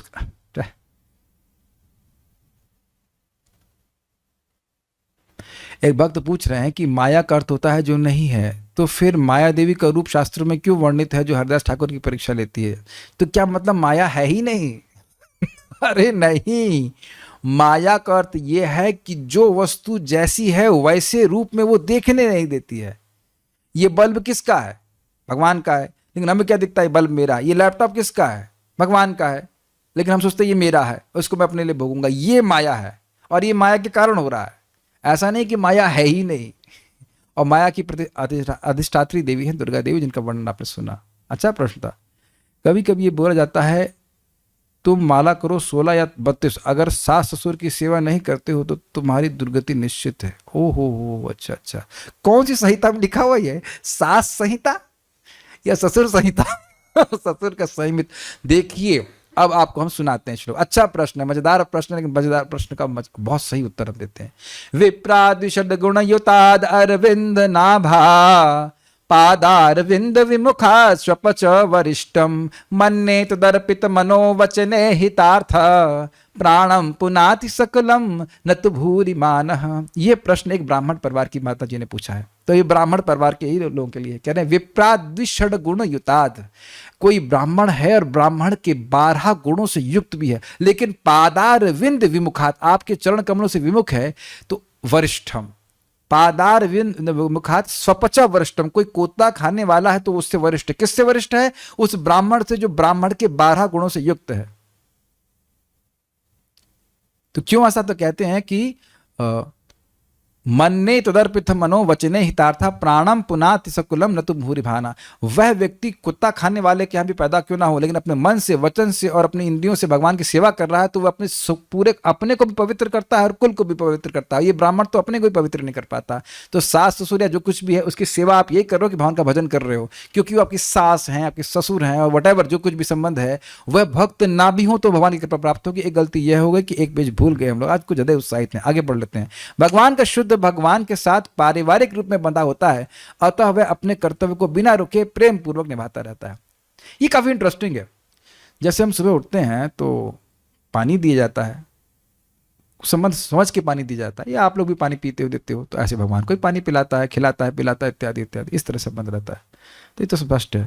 तो जो माता जी ने प्रश्न किया है, अगर आप अपने हाथ से भगवान को भोजन बना रहे हैं और अपने सास ससुर को खिला रहे हैं, तो कम से कम ये बहुत बड़ी सेवा है, क्योंकि वह अब कभी भी पशु योनि में नहीं जाएंगे।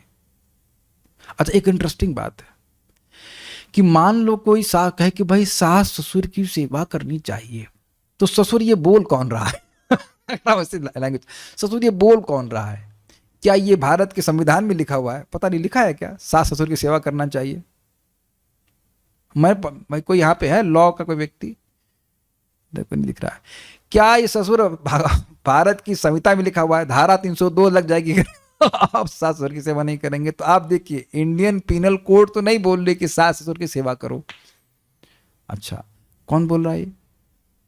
देव द्विज गुरु प्राज्ञा पूजनम शौचन अमार्जनम, भगवत गीता बोल रही है। देवता भगवान की, द्विज ब्राह्मणों की, गुरु मतलब वरिष्ठ जनों की सेवा करनी चाहिए।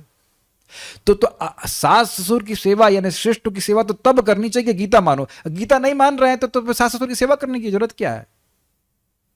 समझ में आया? यानी कि शास्त्र बोल रहा है कि सास ससुर और पति की सेवा करनी चाहिए, तो वही शास्त्र बोल रहा है कि कृष्ण को केंद्र में रख के सेवा करनी चाहिए। तो उत्तर दीजिएगा, नहीं तो बोले कि भारत के संविधान क्या कोर्ट केस कर देंगे कि हम सेवा नहीं कर रहे हैं। आप कोर्ट में कोई ऐसा लॉ है क्या? मैं पूछता हूँ, हमारे कुछ लॉयर हैं, मैं पूछता हूँ कि क्या कोई कोर्ट में ऐसा लॉ है कि भाई सास ससुर की सेवा नहीं करेंगे तो जेल में भेज देंगे? तो कोर्ट तो नहीं बोल रही है, बोलती है, ये तो शास्त्र बोल रहा है ना। घर में इन लॉ सब डिवोटीज हैं, ना चाहते हुए भी अपराध हो जाते हैं उनके प्रति, बहुत मुश्किल हो जाता है कई बार उनसे डील करना, क्या कर सकते हैं? देखिए, जब भी हम भक्तों से बर्ताव कर रहे हैं तो we should always be remembering कि वो भक्त हैं और सम्मान करना चाहिए। और अगर आपको लग रहा है कि आपसे कुछ गलती हो रही है, अपराध हो रहा है, तो तुरंत क्षमा मांग देना चाहिए। Is it okay? कभी बड़े लोग हैं, अगर बड़े लोग आपकी बात नहीं समझ पा रहे हैं तो थोड़ा चुप भी रहने से ठीक रहता है, अगर वो स्पेशली वो डिवोटीज हैं। हाँ, अगर वो कहे कि कथा ही मत सुनो तो फिर वो तो एक अलग बात है, लेकिन चुप भी रहना उचित रहता है। कह रहे हैं लेकिन अब जो अपना घर है वो हॉस्पिटल जैसा लगता है, उससे बढ़िया बाहर में ही भोजन होता है। हॉस्पिटल तो मतलब वहां पे ठीक होना होता है ना व्यक्ति। पता नहीं आप क्या कहना चाहते हैं। Okay, so that's okay. Prabhupada ji बड़ा स्पष्ट कहते हैं, व्यक्ति कहीं पे भी हो वह अपनी पहचान वहां से ना करे, वह अपनी पहचान अपने भक्तों की संगत से करे।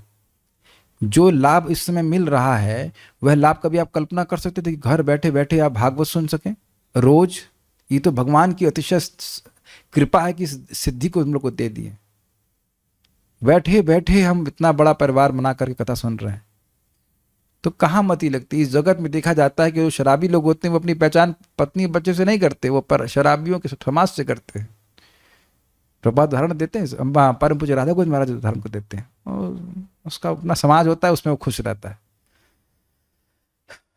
तो घर वालों से पहचान ना करके इधर भक्तों से पहचान कीजिए, कथा श्रवण कीजिए। Will stop here now. Shrimad Bhagavatam की जय, श्रील प्रभुपाद की जय, निताई गौर प्रेमानंदे। इसके बाद अब और वह प्रश्न करेंगे। एक भक्त का प्रश्न था कि रिकॉर्डिंग कहाँ मिलेगी? टेलीग्राम में हमारे चैनल्स हैं, उसको आप सब्सक्राइब कर लीजिएगा, हमको मैसेज भेज सकते हैं, हमको ऐड कर लेंगे, उस पर आप पुरानी रिकॉर्डिंग PDF सब कुछ प्राप्त कर सकते हैं। हरे कृष्णा। Thank you.